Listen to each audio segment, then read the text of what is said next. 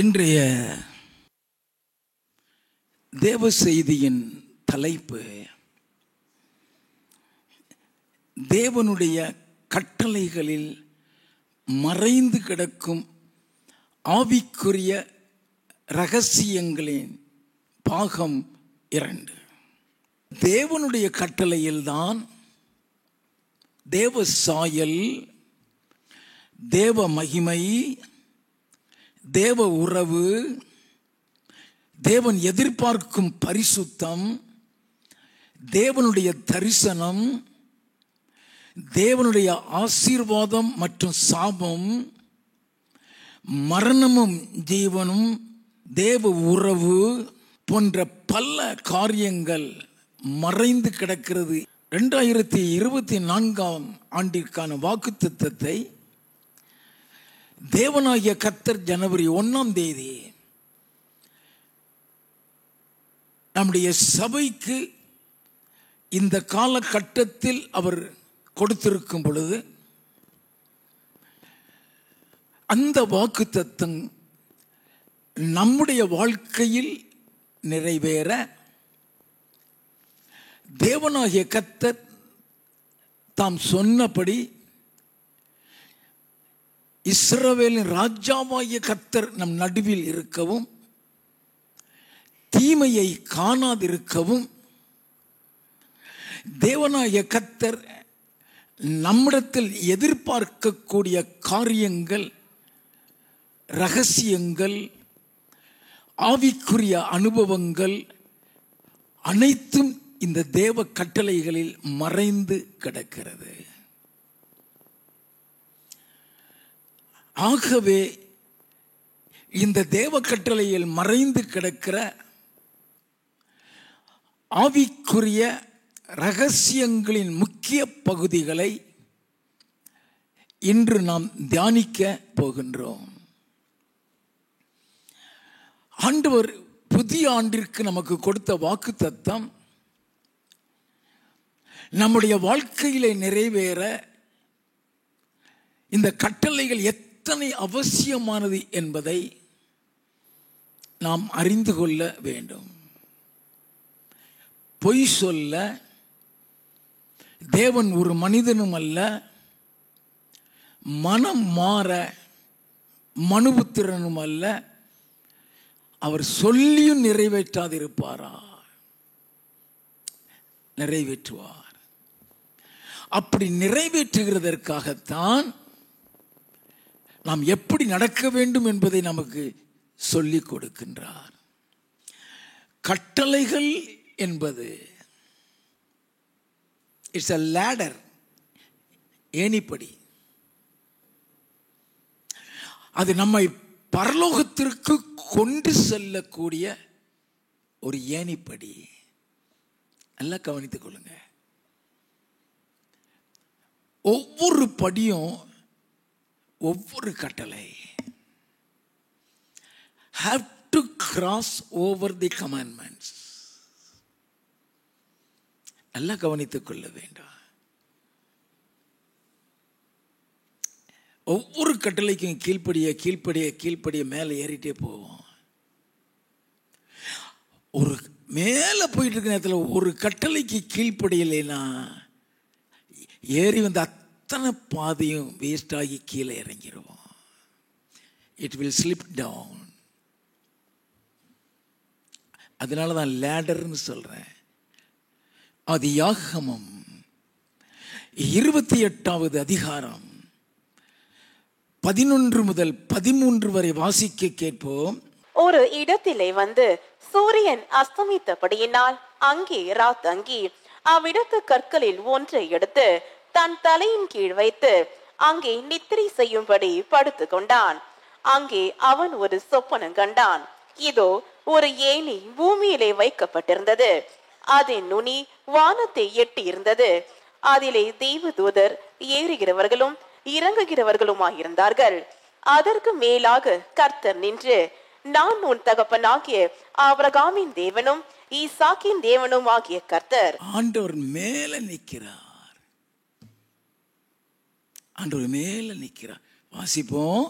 நீ படுத்திருக்கிற பூமியை உனக்கும் உன் சந்ததிக்கும் தருவேன். ஆண்டவர் வாக்கு கொடுக்கிறார், அந்த பூமியை உனக்கும் உன் சந்ததிக்கும் கொடுப்பேன். 16, 17 வசனங்கள். யாக்கோபு நித்திரை தெளிந்து விழித்த போது, மெய்யாகவே கர்த்தர் இந்த ஸ்தலத்தில் இருக்கிறார், இதை நான் அறியாதிருந்தேன் என்றான். அவன் பயந்து, இந்த ஸ்தலம் எவ்வளவு பயங்கரமாயிருக்கிறது, இது தேவனுடைய வீடே அல்லாமல் வேறல்ல, இது வானத்தின் வாசல் என்றான். நல்லா கவனிக்க வேண்டாம், அதுதான் படி, அந்த வானத்தின் வாசல் தான் படி. அதுல தான் தேவதூதர்கள் ஏறி இறங்கிட்டு இருக்கிறாங்க. கர்த்தர் மேல நின்று கொண்டிருக்கிறார், இந்த பூமியை உனக்கு தருவேன். எதற்காக இந்த பூமியை கொடுக்கிறாரு? அது வானத்தின் வாசலா இருக்க வேண்டும் சொல்லி. அப்படின்னா ஆண்டவர் ஏன் நம்மளை வானத்தின் வாசலுக்கு கொண்டு வந்திருக்கிறார்? இந்த வானத்தின் வாசல் பரலோகத்துக்கு கொண்டு போகிற ஒரு ஏணிப்படியாகவே இருக்கும். நாம் நன்றாக தெரிந்து கொள்ள வேண்டும். ஆண்டவர் அதற்காக தான் வானத்தின் வாசல் என்று பெயரை வைத்து நாம் அறியாத தெரியாத இடத்துல இந்த பூமியை சொந்தமாக கொடுத்து இதுல வானத்தின் வாசல் சபையை நடத்தி கொண்டிருக்கிறார். மறந்து போய்விடக்கூடாது. போகட்டும். முதலாவது, தேவனுடைய கட்டளைகளில் மறைந்து கிடக்கும் தேவ உறவு நாம் அதை நன்றாக அறிந்து கொள்ள வேண்டும். Without having any relationship with God, it's rather difficult to get His promise to come to pass in your life. நல்லா கவனிக்க வேண்டாம். ஆண்டவரோடு கூட ஒரு உறவு இல்லாம அந்த வாக்குத்தத்தம் நம்முடைய வாழ்க்கையில் நிறைவேற்றணும்னு கனவுல கூட நினைச்சிடாதீங்க. அதனாலதான் ஆண்டவர் சொல்லிக் கொடுக்கிறார், அவர் பொய் சொல்ல மாட்டார். இஸ்ரவேலின் ராஜாவாகிய கர்த்தர் நடுவில் இருக்கிறான்னு சொல்லிட்டு வராம இருக்க மாட்டார். இனி நீ தீங்கை காண மாட்டான்னு சொல்லிட்டு உன்னை தீங்குக்குள்ள போக அனுமதிக்க மாட்டார். அப்படின்னா அவர் நம் மத்தியில் இருந்து நம்மளை பாதுகாக்க நாம் எப்படி நடக்க வேண்டும்ங்கிறதுக்கு தான் சொல்லி கொடுக்கிறார். It's important, very very important to have a closer relationship with God. தேவனோடு கூட ஒரு நெருங்கிய உறவு நமக்கு வைக்கிறதுக்கு தான் இந்த கட்டளைகள் சொல்றாரு. எரேமியா தீர்க்கதரிசியின் புஸ்தகம் 11வது அதிகாரம் 1 முதல் 3 வசனங்களை வாசிக்க கேட்போம். கர்த்தராலே எரேமியாவுக்கு உண்டான வசனம், நீங்கள் கேட்டு யூதாவின் மனுஷருக்கும் எருசலேமின் குடிகளுக்கும் சொல்ல வேண்டிய உடன்படிக்கையின் வார்த்தைகளாவன. என் சத்தத்தை கேட்டு நான் உங்களுக்கு கற்பிக்கிறபடியே எல்லா காரியங்களையும் செய்யுங்கள். அப்பொழுது நீங்கள் என் ஜனமாயிருப்பீர்கள், நான் உங்கள் தேவனாயிருப்பேன். என் சத்தத்தை கேட்டுன்னு சொல்றாரு. That's the place where we worship our Lord and Savior. எல்லாம் கவனிங்க. என் சத்தத்தை கேட்டு நான் உங்களுக்கு கற்பிக்கிறபடியே எல்லா காரியங்களையும் செய்யுங்க. நம்ம எப்படி நடக்கணுங்கிறத இங்கதான் சொல்லி கொடுப்பாரு. நீங்களும் நானும் உங்க குடும்பமும் என் குடும்பமும் எப்படி நடக்க வேண்டும் சொல்லி உங்களுக்கும் எனக்கும் நம்ம எல்லாருக்குமே அவர் சொல்லி கொடுக்கிறது இந்த ஆலயத்துல தான். இந்த ஆலயத்துல நீங்க கேட்கிறது அவருடைய சத்தம், அது ஜாஃப்ரி சத்தம் இல்லை. நல்லா கவனித்துக் கொள்ள வேண்டும். என் சத்தத்தை கேட்டு நான் உங்களுக்கு கற்பிக்கிறபடியே எல்லா காரியங்களையும் செய்யுங்கள், அப்பொழுது நீங்கள் என் ஜனமாயிருப்பீர்கள், நான் உங்கள் தேவனாயிருப்பேன். அதுக்கு கீழ்ப்படியும் பொழுது அவருடைய பிள்ளையாக அவர் வைத்துக் கொள்ளுகிறார். வாசிப்போம். யாத்ராகமம் 19வது அதிகாரம் 3 முதல் 6 வசனங்கள். மோசே தேவனிடத்திற்கு ஏறி போனான். கர்த்தர் மலையிலிருந்து அவனை கூப்பிட்டு, நீ யாக்கோபு வம்சத்தாருக்கு சொல்லவும் இஸ்ரவேலின் புத்திரருக்கு அறிவிக்கவும் வேண்டியது என்னவென்றால், நான் எகிப்தியருக்கு செய்ததையும் நான் உங்களை கழுகுகளுடைய செட்டைகளின் மேல் சுமந்து உங்களை என் அண்டையிலே சேர்த்து கொண்டதையும் நீங்கள் கண்டிருக்கிறீர்கள். நல்ல கவனியை. It's the real talk to each and every one of us. The Lord has redeemed us from the hand of Satan. அங்க எகிப்தியன் சொல்லப்பட்டிருக்குது. நமக்கு எகிப்தியன் பிசாசு தான். அவன் தான் நம்மளை அடிமையாக்கி வச்சிருந்தான். பல பாவங்கள் அடிமையாக்கி வச்சிருந்தான். அவன் கையில் இருந்து நம்மளை மீட்டு இந்த ஆலயத்துக்கு கொண்டு வந்து அவருடைய செட்டையின் மறைவில் வைத்து நம்மளை பாதுகாத்து சுமந்து வழிநடத்தி கொண்டு வருகிறதை ஞாபகப்படுத்துகிறார். வாசிப்போம். இப்பொழுது நீங்கள் என் வாக்கை உள்ளபடி கேட்டு என் உடன்படிக்கையை கை கொள்வீர்களானால் சகல ஜனங்களிலும் நீங்களே எனக்கு சொந்த சம்பத்தாயிருப்பீர்கள். பூமி எல்லாம் என்னுடையது. அருமையா ஆண்டவர் சொல்லிக் கொடுக்கிறாரு. இப்பொழுது நீங்கள் என் வாக்கை உள்ளபடி கேட்டு. It's very important to listen what the Lord is talking. ஆண்டவர் என்ன பேசுகிறார்? அதனாலதான் ஆண்டவர் நமக்கு பல கட்டளை கொடுக்கிறார். அந்த கட்டளையில் ஒன்று, தேவ செய்தி நேரம் யாரையும் உள்ள அனுப்பாத. எனக்கு கவனிக்கிறவங்க they should not be distracted. There is a difference between distraction and disturbance. டிஸ்டர்பன்ஸ்ங்கிறது கொஞ்ச நேரம், அப்புறம் நீ கவனிக்க ஆரம்பிப்ப. டிஸ்ட்ராக்டட்னு சொல்லியாச்சுன்னா அதோடு நீ கவனிக்கிறது முடிஞ்சு போயிடும். நல்லா கவனிக்க வேண்டும். How the Lord is beautifully leading our church. வாசிப்போம். நீங்கள் எனக்கு ஆசாரிய ராஜ்யமும் பரிசுத்த ஜாதியுமாய் இருப்பீர்கள் என்று நீ இஸ்ரவேல் புத்திரரோடே சொல்ல வேண்டிய வார்த்தைகள் என்றார். எனக்கு ஆசாரிய ராஜ்யமும் பரிசுத்த ஜாதிங்கிறாரு. அப்ப நீ உலகத்தான் இல்லைன்னு அர்த்தம். அவர் சொல்லி கொடுக்கிறாரு நமக்கு. எனக்கு ஆசாரிய ராஜ்யமும் பரிசுத்த ஜாதியுமாய் இருப்பீங்க. ஆசாரிய ராஜ்யம். அந்த ஆசாரிய ராஜ்யத்துக்குள்ள நீ வந்தினாதான் நீ பரலோகத்துக்கு போக முடியும். வெளிப்படுத்தின விசேஷம் 5வது அதிகாரம் 10வது வசனம்.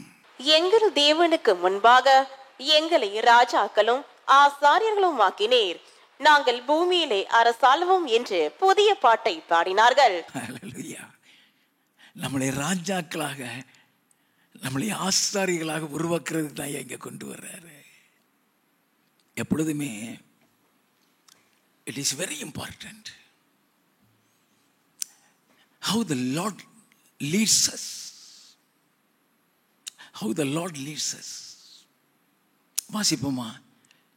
அப்போஸ்தலர் நடவடிக்கைகளின் புஸ்தகம் 16வது அதிகாரம் 4வது 5வது வசனங்கள்.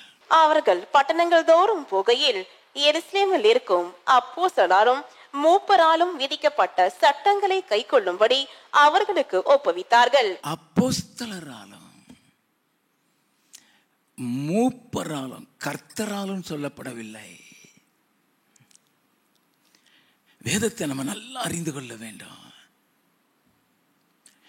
அப்போஸ்தலராலும் மூப்பராலும் விதிக்கப்பட்ட சட்டங்களை கைக்கொள்ளும்படி அவளுக்கு சொன்னார்கள்.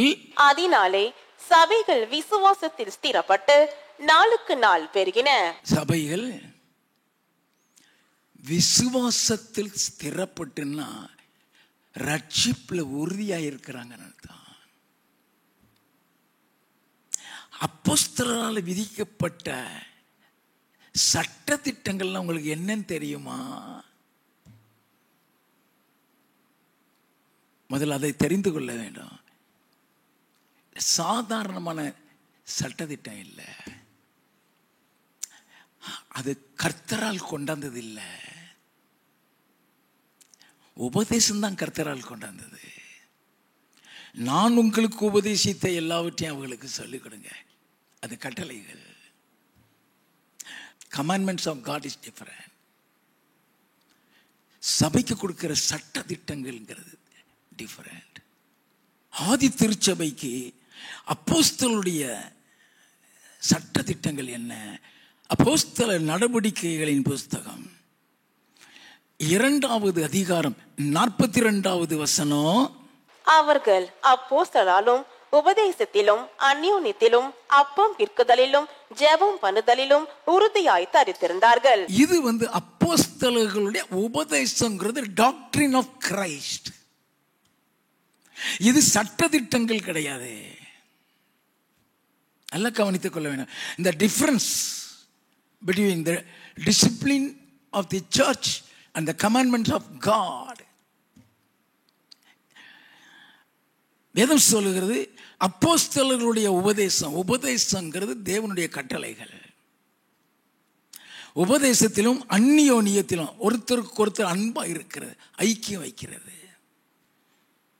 அப்பம் பிக்குதல், திருவிருந்து, ஜெபம் பண்ணது உறுதியாக.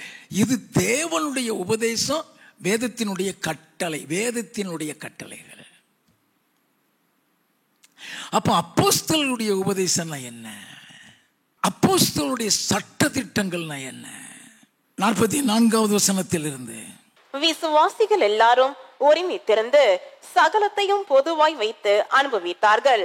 காணியாட்சிகளையும் ஆஸ்திகளையும் விற்று ஒவ்வொருவனுக்கும் தேவையானதற்கு தக்கதாக அவைகளில் எல்லாருக்கும் பகிர்ந்து கொடுத்தார்கள். இதுதான் சட்ட திட்டம். The church discipline. தசம பாகத்தை விட மேலானது. 10ல் 1 கிடையாதுங்க. ஆதி திருச்சபையில 10ல் 1 கிடையாது. நல்லா கவனித்துக் கொள்ள வேண்டும். 10ல் 1 சொல்லுகிறது meagre amount. I don't say minimum amount. கொஞ்சம் அமௌண்ட் தான் அது. 10ல் 9 பாகம் உனக்கு, ஒரே ஒரு பாகம் தான் கர்த்தருக்கு கொடுக்கிற. அது மோசே காலத்தில் கொடுக்கப்பட்ட கட்டளைகள். அந்த கட்டளைகள் போகலன்னு சொல்லி இயேசு கிறிஸ்து மத்தேயு தெளிவாய் சொல்லி இருக்கிறாரு. நல்லா கவனித்துக் கொள்ள வேண்டும். ஆனா இப்போ இவங்களுடைய சட்ட காணியாட்சிகளையும் ஆஸ்திகளையும், என்ன சொத்து உனக்கு இருந்தாலும் சரி, எத்தனை பில்டிங் இருந்தாலும் சரி, எத்தனை நிலங்கள் இருந்தாலும் சரி, விற்று ஒவ்வொருவனுக்கும் தேவையானதுக்கு தக்கதாக அவைகள் எல்லோருக்கும் பகிர்ந்து கொடுத்தார்கள். அவர்கள் ஒருமனப்பட்டவர்களாய் தேவாலயத்திலே அனுதினமும் தரித்திருந்து வீடுகள் தோறும் அப்பம் விட்டு மகிழ்ச்சியோடும் கபடம் இல்லாத இருதயத்தோடும் போஜனம் பண்ணி. மகிழ்ச்சியோடும். அப்ப அவன் வித்து கொடுக்கிறதுல மகிழ்ச்சி இருக்குது. எப்பொழுதுமே ஒரு சபை என்று வரும் பொழுது, அதுல சட்ட திட்டங்களை கொண்டு வரும் பொழுது அதை கர்த்தர் அங்கீகரித்து விடுவார். Never forget. அவன் சொன்ன கட்டளை தானே அமைதலா இருந்துட மாட்டாரு. It is for the discipline of the church. இது அந்யோன்ய ஐக்கியத்திற்கு அடையாளமாக அங்க இருக்கிறது. அந்யோன்ய ஐக்கியங்கிறது இதுல தான் காமிக்கிறாங்க. நல்லா கவனிங்க. அப்படிதான் அவங்களுக்கு நடக்கிறது. அப்போஸ்தலர் நடவடிக்கைகளின் புஸ்தகம் 4வது அதிகாரம் 34வது வசனத்தில் இருந்து, நிலங்களையும் வீடுகளையும் உடையவர்கள் அவைகளை விற்று, நிலங்களையும் வீடுகளையும் உடையவர் அவைகளை விற்று, விற்கப்பட்டவைகளின் கிரயத்தை கொண்டு வந்து, விற்கப்பட்டவைகளின் கிரயத்தை கொண்டு வந்து அப்போஸ்தலருடைய பாதத்திலே வைத்தார்கள். அவனவனுக்கு தேவையானதற்கு தக்கதாய் பகிர்ந்து கொடுக்கப்பட்டது. அவர்களில் ஒருவனுக்கும் ஒன்றும் குறைவாயிருந்ததில்லை. இதுதான் சட்டத்திட்டம். நம்ம ஆராய்ந்து பார்த்திருக்க மாட்டோமே. How far the Lord has accepted it. ஆண்டவர் அவர்கள் விதித்த அந்த சட்ட திட்டங்களை எந்த அளவு அங்கீகரித்திருக்கிறார் தெரியுமா? அப்போஸ்தல நடவடிக்கைகளின் புஸ்தகம் 5வது அதிகாரம் 1வது வசனத்தில் இருந்து, அனனியா என்னும் பேருள்ள ஒருவனும் அவனுடைய மனைவியாகிய சப்பீராலும் தங்கள் காணியாட்சியை விற்றார்கள். தன் மனைவி அறிய அவன் கிரயத்திலே ஒரு பங்கை வஞ்சித்து வைத்து ஒரு பங்கை கொண்டு வந்து அப்போஸ்தலருடைய பாதத்திலே வைத்தான். பேதுரு அவனை நோக்கி, அனனியாவே, நிலத்தின் கிரயத்தில் ஒரு பங்கை வஞ்சித்து வைத்து பரிசுத்த ஆவிடத்தில் பொய் சொல்லும்படி சாத்தான் உன் இருதயத்தை நிரப்பினதென்ன? அதை விற்கும் முன்னே அது உன்னுடையதாய் இருக்கவில்லையோ? அதை விற்ற பின்பும் அதன் கிரயம் உன் வசத்தில் இருக்கவில்லையோ? நீ உன் இருதயத்திலே இப்படிப்பட்ட எண்ணம் கொண்டதென்ன? நீ மனுஷரிடத்தில் அல்ல, தேவனிடத்தில் பொய் சொன்னாய் என்றான். தேவனிடத்தில் சொன்னதுனாலதான் அதை பேதுருவுக்கு அவர் சொல்றாரு, நீ மனுஷன்கிட்ட இல்லப்பா, தேவனிடத்துல. அதனாலதான் அது பேதுருக்கு வெளிப்படுத்தப்படுது. பேதுரு, நீ செத்து போயிருவேன்னு சொல்லல. ஆசிங்க. அனனியா இந்த வார்த்தைகளை கேட்கவே விழுந்து ஜீவனை விட்டான். ஏன் விட்டான்? அந்த சட்டத்திட்டத்தை கர்த்தர் அங்கீகரிக்கிறாரு. அந்த சட்டத்திட்டத்தை ஆண்டவர் அங்கீகரிக்கிறாரு. சபையில உருவாக்கப்படுகிற ஒவ்வொரு காரியத்தையும் அவர் அங்கீகரிப்பாரு. 8:30 மணிக்கு மேல உள்ள வந்தா அனுமதிக்க கூடாதுங்கிற கட்டளை கர்த்தரிடத்திலிருந்து வந்ததுனால எம்ஆர்சியில் ஆரம்பித்தேன். It's from the Lord. அதே இதுதான் இந்த சபையிலும் வந்த உடனே 9:30 ஆயிடுச்சுன்னா உள்ள விடாத. ஆராதிக்கும் பொழுது மட்டுமாவது உள்ள விடலாமாங்கும்போது ஆண்டவர் கோபப்பட்டார். அந்த கட்டளைகள் தேவ கட்டளை. God wants this church to be disciplined. The whole world testifies. The whole world testifies a disciplined church. தமிழ்நாட்டில் இருக்கிற பெரிய பெரிய ஊழியக்காரங்க என் பேரை சொல்லி சொல்றாங்களாம், ஜாஃப்ரி சர்ச் ஒழுங்குள்ள சபை. கடந்த வாரம் ஒரு ஃபேமிலி என் வீட்டுக்கு வந்திருந்தாங்க. அவங்க பையனுக்கு திருமண காரியமா பேசுறதுக்கு. நம்ம சபை இல்லை, வெளியிலேருந்து ஒரு பொண்ணு எடுக்கிறாங்க. அவங்க சொன்ன வார்த்தை, நம்ம சபையெல்லாம் வந்து பார்த்துருக்குறாங்க. அவங்க சொன்ன வார்த்தை, வானத்தின் வாசல் சபைனா அந்த பையன் நல்ல பையனாக தான் இருப்பான், நம்ம விசாரிக்க வேண்டிய அவசியம் இல்லை.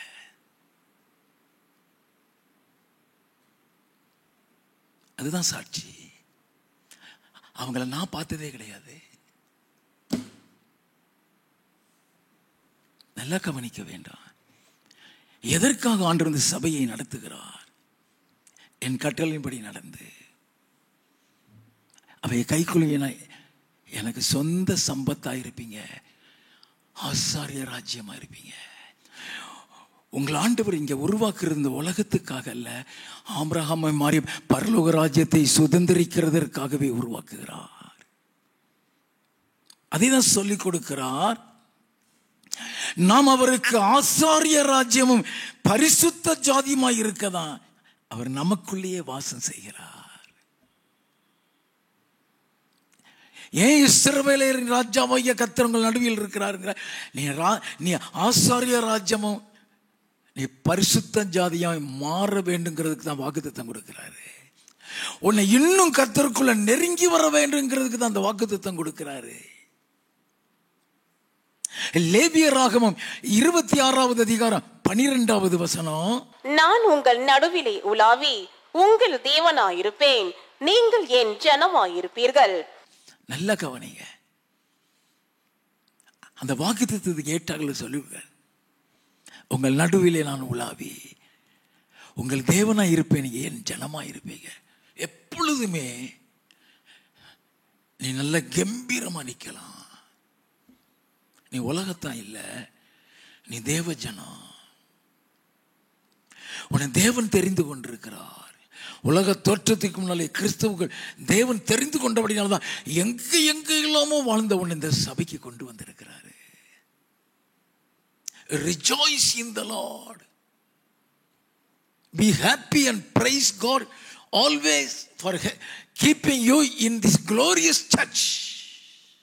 அடுத்தபடியாக தேவனுடைய கட்டளைகளில் மறைந்து கிடக்கும் பரலோகத்தை சுதந்தரிக்கும் பரிசுத்தம். மத்தேயு எழுதின சுவிசேஷம் 7வது அதிகாரம் 21வது வசனம், பரலோகத்தில் இருக்கிற என் பிதாவின் சித்தத்தின்படி செய்கிறவனே பரலோக ராஜ்யத்தில் பிரவேசிப்பானே அல்லாமல் என்னை நோக்கி கர்த்தாவே கர்த்தாவே என்று சொல்லுகிறவன் அதில் பிரவேசிப்பதில்லை. ஆண்டவர் சொல்லுகிறாரு, என் பிதாவினுடைய சித்தத்தை செய்யாம நீ ராத்திரியும் பகலும் உட்கார்ந்து ஜெபம் பண்ணினாலும் பிரயோஜனம் கிடையாது. Never be satisfied when you are being filled with anointing. நீ ஜெபிக்கும் பொழுது அபிஷேகத்தில் நீ குதிச்ச உடனே உன் ஜெபம் கேட்கப்படும் நினைச்சிடாத. அபிஷேகங்கிறது விபச்சாரிக்கும் கொடுக்கப்படும். ஏன்னா மாமிசமான யாவர் மீது தான் என் ஆவியை ஊற்றுவேன் இருக்காரு. பரிசுத்தவான் மேலதான் ஊற்றுவேன் சொல்லல. பரலோகத்தில் இருக்கிற என் பிதாவினுடைய சித்தத்தின்படி செய்கிறவனே பரலோக ராஜ்யத்தில் பிரவேசிப்பானே இல்லாம என்னை நோக்கி கர்த்தாவே கர்த்தாவே என்று கூப்பிடுகிறவன் பரலோகத்தில் நுழைய மாட்டான். நல்லா தெரியணும். ஒன்று அவருடைய சித்தம்னா என்னது? What is his will? பரலோகத்தில் நுழையக்கூடிய சித்தத்தை சொல்றாரு. அப்போ பரலோகத்தில் நுழையக்கூடிய அவருடைய சித்தம் என்ன? 1 தெசலோனிக்கேயரின் புஸ்தகம் 4வது அதிகாரம் 3வது வசனம், நீங்கள் பரிசுத்தம் உள்ளவர்களாக வேண்டும் என்பதே தேவனுடைய சித்தமாயிருக்கிறது. பரிசுத்தம் உள்ளவர்களாக வேண்டும். 7வது வசனம், தேவன் நம்மை அசுத்தத்திற்கல்ல பரிசுத்தத்திற்கே அடைத்திருக்கிறார். ஆண்டவர்ல சொல்றாரு, பரலோகத்தில் இருக்கிற பிதாவின் சித்தத்தின்படி செய்கிறேன் பரலோக ராஜ்யத்தை பிரவேசிப்பானே. என்னை நோக்கி கர்த்தாவே கர்த்தாவே, நீ பரிசுத்தமே இல்லாம கர்த்தாவே கர்த்தாவே 40 நாள் உபவாசம் பண்ணி என்ன பிரயோஜனம்? வேதம் சொல்லுகிறது, எபிரேயரின் புஸ்தகம் 12வது அதிகாரம் 14வது வசனத்தில் பரிசுத்தம் இல்லாமல் ஒருவனும் கர்த்தரை தரிசிப்பதில்லை என்று எழுதப்பட்டிருக்கிறது. பரிசுத்தம் இல்லைன்னா ஒருத்தனும் அங்க போக முடியாது. அதனாலதான் ஆண்டவர் பரிசுத்தமாக இருங்கிறார். இந்த பரிசுத்தம் அந்த கட்டளையில மறைந்து இருக்கிறதா? எப்படி மறைந்து இருக்குங்கிறத நல்லா தெரிஞ்சுக்கணும். லேவியராகமம் 20வது அதிகாரம் 7வது 8வது வசனங்கள், ஆதலால் நீங்கள் உங்களை பரிசுத்தப்படுத்தி பரிசுத்தராயிருங்கள். நீங்க உங்களை பரிசுத்தப்படுத்தி பரிசுத்தராயிருங்கள். நான் உங்கள் தேவனாகிய கர்த்தர். நான் உங்கள் தேவனாகிய கர்த்தர். என் கட்டளைகளை கைக்கொண்டு நடவுங்கள். நான் உங்களை பரிசுத்தமாக்குகிற கர்த்தர். அந்த கட்டளையில தான் பரிசுத்தம். நல்ல கவனிங்க, அந்த கட்டளையில தான் பரிசுத்தம். அவர் எதிர்பார்க்கிற பரிசுத்தம் என்னையா? The expectation of God in holiness.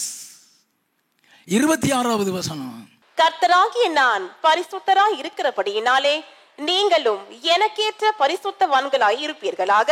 எனக்கேற்ற பரிசுத்தவான்களாய் இருப்பீர்களாக. நீங்கள் என்னுடையவர்களாய் இருக்கும்படிக்கு உங்களை மற்ற ஜனங்களை விட்டு பிரித்தெடுத்தேன். உன்னை பிரிச்சுட்டாரு. கண்டவங்களோடையும் போய்கிட்டு இருக்காத. God has a standard. Never forget. For God's children, God has a standard. Maintain the standard of God. அன்னைக்கு நான் ஊர் சுத்திக்கிட்டு இருந்தேன். இன்னைக்கு நான் ஊர் சுத்த முடியுமா? இன்னைக்கு மேய்ப்பண்ண வச்சுட்டாருன்னு சொன்னா அதுக்கு ஒரு ஸ்டாண்டர்ட் இருக்கு. என்ன ஸ்டாண்டர்டு தெரியுமா? வாடாத கிரீடம். அந்த மேய்ப்பனுக்குள்ள கிரீடங்கிறது வாடாத கிரீடம். அதை நான் பெறணும்னா அதற்கேற்ற ஸ்டாண்டர்ட் உண்டு. நான் அது எப்படி நடக்கணும்? நல்லா கவனித்துக் கொள்ள வேண்டும். அப்ப ஆண்டவர் சொல்லுகிறார், கர்த்தராக நான் பரிசுத்தராய் இருக்கிறபடினால் எனக்கேற்ற பரிசுத்தவான்களாய் இருப்பீர்களாக. அதனாலதான் உன்னை மற்ற ஜனங்களை விட்டு பிரித்த. ஏன் ஆபிரகாமை பிரித்தெடுத்து கொண்டு வந்தாரு?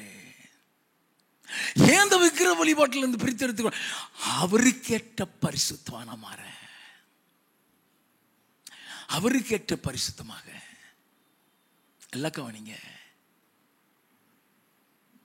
God expects holiness entirely different.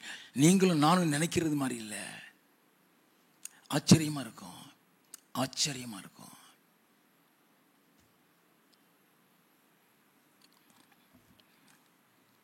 யோவான் எழுதின சுவிசேஷம் 17வது அதிகாரம் 17வது வசனமும் 19வது வசனமும். உம்முடைய சத்தியத்தினாலே அவர்களை பரிசுத்தமாக்கும். உம்முடைய வசனமே சத்தியம். வசனத்தின் மூலமா தான் பரிசுத்தமாக்கணும். அதுதான் கட்டளை. உம்முடைய வசனத்தின் மூலமாக பரிசுத்தமாக்கணும் சொல்றாரு. வாசிப்போம் 19. அவர்களும் சத்தியத்தினாலே பரிசுத்தமாக்கப்பட்டவர்களாகும்படி. அவர்களும் சத்தியத்தினாலே, நல்ல இம்பார்ட்டன்ட் வேர்டு அது. சத்தியத்தினால, வசனத்தினால பரிசுத்தமாக்கப்படும்படிக்கு அவர்களுக்காக நான் என்னைத்தானே பரிசுத்தமாக்குகிறேன். என்னைத்தானே பரிசுத்தமாக்குகிறேன். What does it mean? அவர் பரிசுத்தவான்யா, அவர் பரிசுத்தவான். அப்ப அவர் சொல்றார், அவர்களுக்காக என்னைத்தானே நான் பரிசுத்தமாக்குறேன். What does it mean? எபிரேயரின் புஸ்தகம் 10வது அதிகாரம் 10வது வசனம். இயேசு கிறிஸ்துவினுடைய சரீரம் ஒரே தரம் பலியிடப்பட்டதினாலே அந்த சித்தத்தின்படி நாம் பரிசுத்தமாக்கப்பட்டிருக்கிறோம். என்னைத்தானே பரிசுத்தமாக்க பலியிடப்படுகிறது. பழைய ஏற்பாட்டுல ஆட்டையும் மாட்டையும் கொண்டு போய் பலியிட்டு தான் பாவ நிவர்த்தி செய்வாங்க. அந்த ஆட்டு ரத்தம் மாட்டு ரத்தம் தான் பாவ நிவர்த்திக்க பழைய ஏற்பாட்டில் அதை இவர் மேல எடுத்துக்கிட்டாரு. அதை இவர் மேல எடுத்து இவர் பலியாகிறாரு. அந்த ரத்தத்தினால நீ பரிசுத்தமாக்கப்படுகிற. நல்லா கவனிக்க வேண்டாம், திரும்பியும் வாசிங்கத. இயேசு கிறிஸ்துவினுடைய சரீரம் ஒரே தரம் பலியிடப்பட்டதினாலே அந்த சித்தத்தின்படி நாம் பரிசுத்தமாக்கப்பட்டிருக்கிறோம். அதுதான் வேதத்தில் எழுதப்பட்டிருக்கு. அது வேதத்தில் எழுதப்படலைன்னா உங்களுக்கும் எனக்கும் தெரியவே தெரியாது. அவர்களும் சத்தியத்தினாலே பரிசுத்தமாக்கும்படி என்னைத்தானே பலியாக்குறேன் எழுதப்பட்டிருக்கு. இரண்டாவது, சத்தியத்தினாலே பரிசுத்தமாகிறது என்ன? எபிரேயரின் புஸ்தகம் 8வது அதிகாரம் 10 வரை.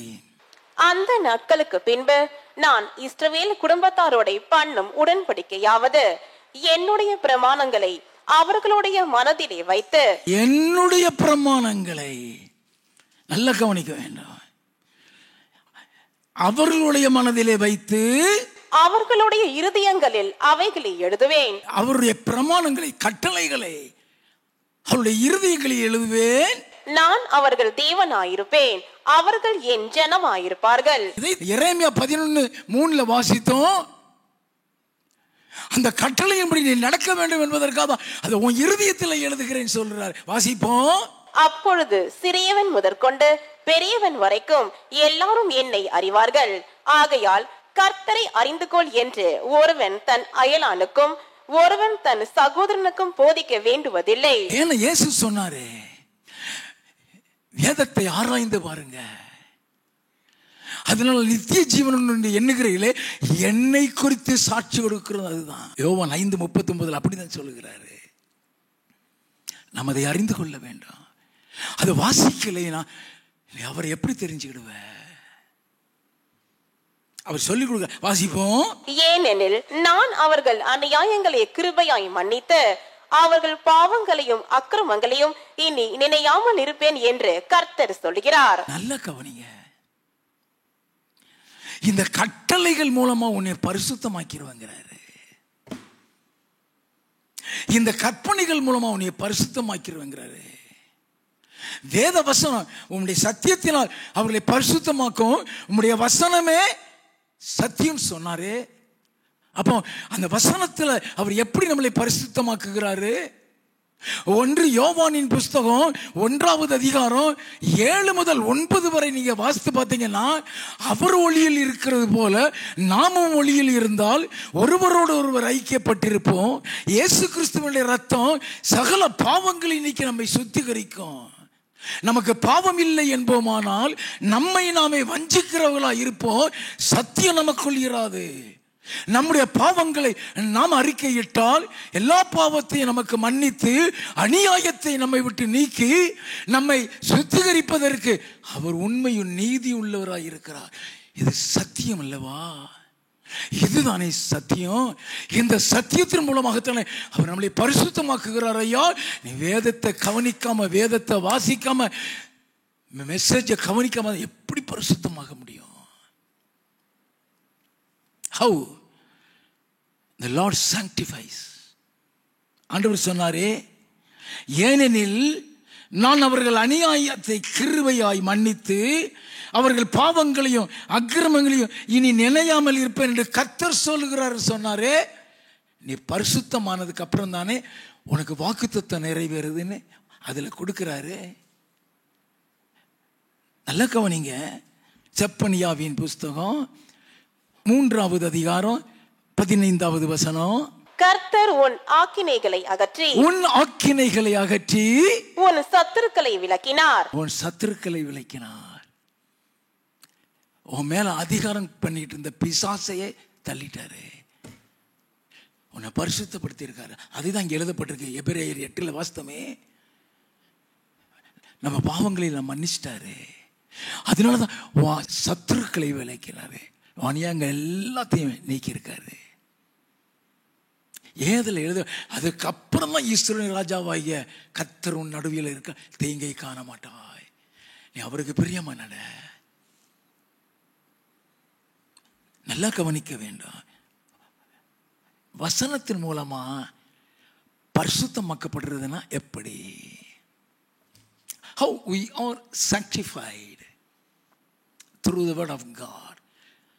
ஆண்டவருடைய வசனத்தின் மூலமா எப்படி நம்ம பரிசுத்தமாக்கப்படுகிறோம்? லேவியராகமம் 19வது அதிகாரம் 1 முதல் 4 வசனங்கள். பின்னும் கர்த்தர் மோசேயை நோக்கி, நீ இஸ்ரவேல் புத்திரரின் சபை அனைத்தோடும் சொல்ல வேண்டியது என்னவென்றால், உங்கள் தேவனும் கர்த்தருமாகிய நான் பரிசுத்தர். ஆகையால் நீங்களும் பரிசுத்தராயிருங்கள். உங்களில் அவனவன் தன் தன் தாய்க்கும் தன் தன் தகப்பனுக்கும் பயந்திருக்கவும் என் ஓய்வு நாட்களை ஆசரிக்கவும் கடவீர்கள். நான் உங்கள் தேவனாகிய கர்த்தர். அது கட்டளை. அதுக்கு நீ கீழ்ப்படியும் பொழுது நீ பரிசுத்தமாகிற.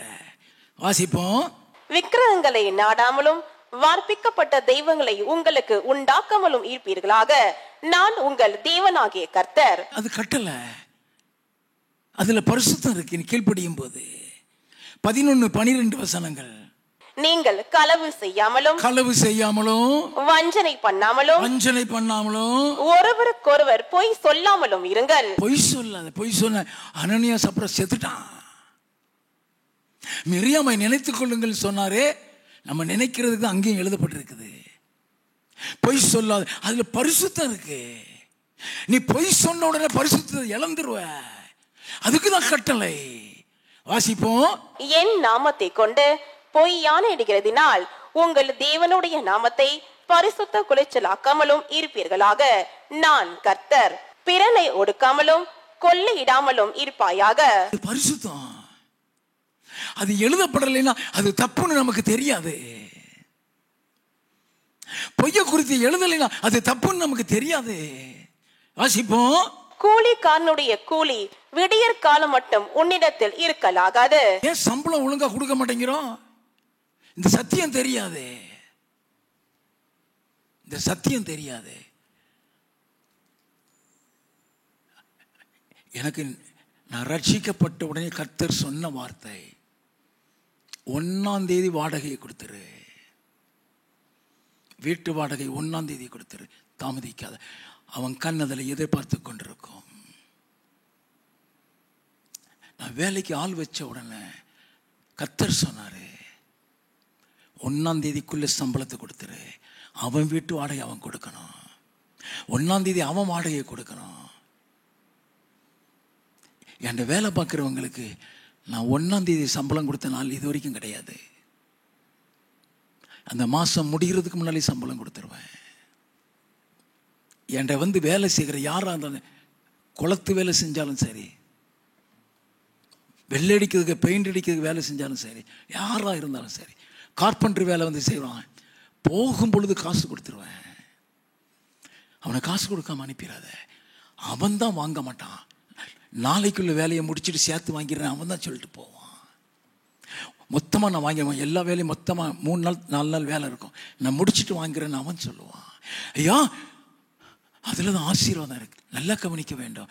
ஆசீர்வாதத்தை நம்ம தேவனிடத்துல சுதந்திரிக்கணும். யாரையும் நீ நம்பவே சார்ந்திருக்க வேண்டாம். 10 பைசா கடன் வாங்க வேண்டாம். இன்னைக்கு வரைக்கும் இந்த ஆலயத்துக்காக தேவ சமூகத்தில் சொல்றேன், 10 பைசா நான் கடன் வாங்கினதில்லை. நல்லா கவனித்துக் கொள்ள வேண்டும். இந்த கட்டளைகள் படி நீ நடக்கும் பொழுது அவருடைய ஆசீர்வதிப்பாரு. அந்த கட்டளைகள்ல பரிசுத்தம் இருக்கு. வாசிப்போம். செவிடனை நீந்தியாமலும் குருடனுக்கு முன்னே தடுக்கலை வையாமலும் உன் தேவனுக்கு பயந்திருப்பாயாக. தேவனுக்கு பயந்துரு. நல்லா கவனிங்க. ஒவ்வொரு கட்டளை எப்படி சொல்லி கொடுக்கிறாரு. யாத்திராகமம் 20வது அதிகாரத்தில் மோசேயை மலைக்கு மேல வர சொல்றாரு. அங்க இருந்து கட்டளைகளை கொடுக்கிறாரு. 10 கற்பனைகள். கொலை செய்யாதிருப்பாயாக, விபச்சாரம் செய்யாதிருப்பாயாக, களவு செய்யாதிருப்பாயாக, பொய் சாட்சி சொல்லாதிருப்பாய். ஐயா, இந்த கட்டளைகள் தெரியலைன்னா நீ அந்த பாவம் செய்வியே. அந்த கட்டளைகள் மூலமா உன்னை பரிசுத்தப்படுத்துகிறாரு. எப்படி பரிசுத்தத்தை கற்றுக்கொண்டேன்? இரவும் பகலும் வேதத்தில் கிடப்பேன்.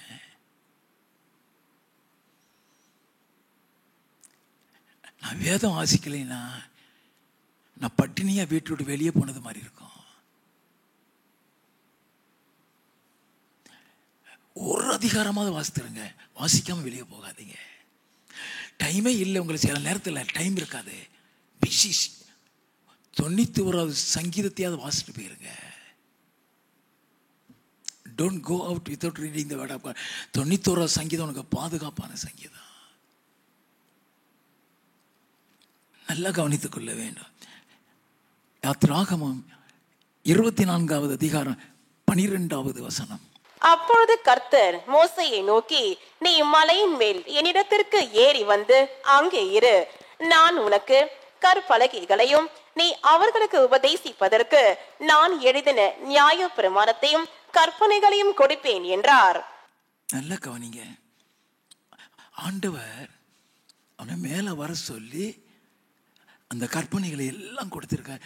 அவன் அந்த கட்டளைகளை பேர எத்தனை நாள் ஆச்சு தெரியுமா? 18வது வசனம். மோசே மேகத்தின் நடுவிலே பிரவேசித்து மலையின் மேல் ஏறி இரவும் பகலும் 40 நாள் மலையில் இருந்தான். 40 நாள் இருக்கிறான். நீங்கள் யாத்திராகமம் 20வது அதிகாரத்தில் 1 முதல் 17 வரைக்கும் வாசித்து பாருங்க. அந்த மலையில் அவனுக்கு கொடுத்த கட்டளைகள் 10 கற்பனைகள் அதில் இருக்கு. அதை வாங்கிக்கிட்டு தான் கிளம்பி வர்றான். யாத்திராகமம் 32வது அதிகாரம் 15-16. பின்பு மோசே மலையில் இருந்து இறங்கினான். சாட்சி பலகைகள் 2 அவன் கையில் இருந்தது. அந்த பலகைகள் இருபுறமும் எழுதப்பட்டிருந்தது. அவைகள் இந்த பக்கத்திலும் அந்த பக்கத்திலும் எழுதப்பட்டிருந்தது. அந்த பலகைகள் தேவனால் செய்யப்பட்டதாயும் அவைகளிலே பதித்த எழுத்து தேவனால் எழுதப்பட்ட எழுத்துமாயிருந்தது. நல்லா கவனித்துக் கொள்ள வேண்டாம். அவர் செய்கிறார் ஐயா, அவரே கொடுக்கிறார் கற்பனைகள், அவரே அவங்கள பரிசுத்தப்படுத்தலாம். ஒரு கானானுக்குள்ள போகிறதுக்கே அவ்வளவு பரிசுத்தமான கட்டளையை கொடுத்தாருன்னா பரலோகத்துக்குள்ள போகும்போது எவ்வளவு கட்டளைகள் உண்டு. ஆண்டவர் நமக்கு கொடுத்த வாக்குத்தத்தம் என்ன? செப்பனியாவின் புஸ்தகம் 3வது அதிகாரம் 15வது வசனம். கர்த்தர் உன் ஆக்கினைகளை அகற்றி உன் சத்துருக்களை விலக்கினார். இஸ்ரவேலின் ராஜாவாகிய கர்த்தர் உன் நடுவிலே இருக்கிறார். இனி தீங்கை காணாதிருப்பாய். இந்த வாக்குத்தத்தம் கொடுக்கிறாரு. இஸ்ரவேலின் தேவனாகிய கர்த்தர் உன் நடுவில் இருப்பார். அப்போ அவர் நம்மகிட்ட என்ன பரிசுத்த எதிர்பார்ப்பார் தெரியுமா? யாத்திராகமம் 19வது அதிகாரம் 9 முதல் 11 வரை. அப்பொழுது கர்த்தர் மோசேயை நோக்கி, நான் உன்னோடே பேசும்போது ஜனங்கள் கேட்டு உன்னை என்றைக்கும் விசுவாசிக்கும்படி நான் கார் மேகத்தில் உன்னிடத்திற்கு வருவேன் என்றார். ஜனங்கள் சொன்ன வார்த்தைகளை மோசே கர்த்தருக்கு சொன்னான். பின்னும் கர்த்தர் மோசேயை நோக்கி, நீ ஜனங்களிடத்தில் போய் இன்றைக்கும் நாளைக்கும் அவர்களை பரிசுத்தப்படுத்து. இன்றைக்கும் நாளைக்கும் அவர்களை பரிசுத்தப்படுத்து. அவர்கள் தங்கள் வஸ்திரங்களை தோய்த்து 3ஆம் நாளைக்கு ஆயத்தப்பட்டிருக்க கடவர்கள். 3ஆம் நாளில் கர்த்தர் சகல ஜனங்களுக்கும் பிரத்யட்சமாக சீனாய் மலையின் மேல் இறங்குவார். சீனாய் மலையில் இறங்குவார். இறங்கி வர்றதுக்கு தான் சொல்றாரு. அவர் இறங்கி வர்றதுக்கு பரிசுத்தமா இருக்கணும்னு சொல்றாரு. 14வது வசனத்தில் இருந்து, மோசே மலையில் இருந்து இறங்கி ஜனங்களிடத்தில் வந்து அவர்களை பரிசுத்தப்படுத்தினான். அவர்கள் தங்கள் வஸ்திரங்களை தோய்த்தார்கள். அவன் ஜனங்களை நோக்கி, 3ஆம் நாளுக்கு ஆயத்தப்பட்டிருங்கள், மனைவிடத்தில் சேராதிருங்கள் என்றான். எவ்வளவு பரிசுத்தத்தை அந்த நாளில எதிர்பார்த்திருக்கிறாங்க. வாசிப்போம். 3ஆம் நாள் விடியற் காலத்தில் இடி முழக்கங்களும் மின்னல்களும் மலையின் மேல் கார் மேகமும் மகா பலத்த எக்கால சத்தமும் உண்டாயிற்று. மகாபலத்த எக்கால சத்தமும் உண்டாயிற்று. பாளையத்தில் இருந்த ஜனங்கள் எல்லாரும் நடுங்கினார்கள். அப்பொழுது ஜனங்கள் தேவனுக்கு எதிர்கொண்டு போக மோசே அவர்களை பாளையத்தில் இருந்து புறப்பட பண்ணினான். அவர்கள் மலையின் அடிவாரத்தில் நின்றார்கள். கர்த்தர் சீனாய் மலையின் மேல் அக்கினியில் இறங்கினபடியால் அது முழுவதும் புகை காடாயிருந்தது. இறங்கிட்டாரு. அவங்கள பரிசுத்தம் பண்ணும் பொழுதுதான் இறங்கி வைக்கிறாரு. ஐயா, அவர் இறங்கணும்னா பரிசுத்தம் வேணும். புதிய ஏற்பாட்டில் என்ன சொன்னார் தெரியுமா? 2 கொரிந்தியரின் புஸ்தகம் 6வது அதிகாரம் 16 முதல் 18 வரை. தேவனுடைய ஆலயத்துக்கும் விக்கிரகங்களுக்கும் சம்பந்தம் ஏது? நான் அவர்களுக்குள்ளே வாசம் பண்ணி அவர்களுக்குள்ளே உலாவி அவர்கள் தேவனாயிருப்பேன், அவர்கள் என் ஜனங்களா இருப்பார்கள் என்று தேவன் சொன்னபடி நீங்கள் ஜீவனுள்ள தேவனுடைய ஆலயமாய் இருக்கிறீர்களே. You are the temple of God. Never forget. வாசிப்போம். ஆனபடியால் நீங்கள் அவர்கள் நடுவில் இருந்து புறப்பட்டு பிரிந்து போய் அசுத்தமானதை தொடாதிருங்கள் என்று கர்த்தர் சொல்லுகிறார். அப்பொழுது நான் உங்களை ஏற்றுக்கொண்டு உங்களுக்கு பிதாவாயிருப்பேன், நீங்கள் எனக்கு குமாரரும் குமார்த்திகளுமா இருப்பீர்கள் என்று சர்வ வல்லமை உள்ள கர்த்தர் சொல்லுகிறார். நல்ல கவனிங்க. எவ்வளவு பெரிய வாக்குத்தத்தம். உங்க நடுவுல உலாவுவேன், எனக்கு குமாரனும் குமாரத்திகளுமா இருப்பீங்க சொல்லிட்டு தான் என்ன சொல்ற? 7வது அதிகாரம் 1வது வசனம். எப்படிப்பட்ட வாக்குத்தத்தங்கள் நமக்கு உண்டாய் இருக்கிறபடியினால் பிரியமானவர்களே, மாம்சத்திலும் ஆவியிலும் உண்டான எல்லா அசூசியும் நீங்க நம்மை சுத்திகரித்துக் கொண்டு பரிசுத்தமாகுதலை தெய்வ பயத்தோட பூரணப்படுத்த கடவோம். புதிய ஏற்பாட்டில் ஒவ்வொரு நாளும் பரிசுத்தமாக. ஐயா, அவன் மத்தியில் உலாவுவேன்னு சொல்லியிருக்காரு. உன் குடும்பத்தில் மத்தியில் இருப்பேன்னு சொல்லியிருக்காரு. நான் அதற்கு அக்கினி மதிலாக இருந்தால் நடுவில் மகிமையோடு இருப்பேன்னு சொல்லியிருக்காரு. அப்போ அவர் நமக்குள்ள இருந்து மகிமையாக இருக்கணும்னா பரிசுத்தம், அவர் எதிர்பார்க்கிற பரிசுத்தம். ஒவ்வொரு நாளும் சுத்திகரிங்க, ஒவ்வொரு நாளும் சுத்திகரிங்க. கட்டளையில் மறைந்து கிடக்கும் தேவ உறவையும் கட்டளைகளில் மறைந்து கிடக்கும் பரிசுத்தையும் தான் பார்த்துருக்கிறோம். இனி அடுத்த வாரம் கட்டளைகளில் மறைந்து கிடக்கிற தேவ ஞானம். நீ பரலோகத்துக்கு டமார்லாம் போயிட முடியாது, அதற்கு ஒரு ஞானம் உண்டு.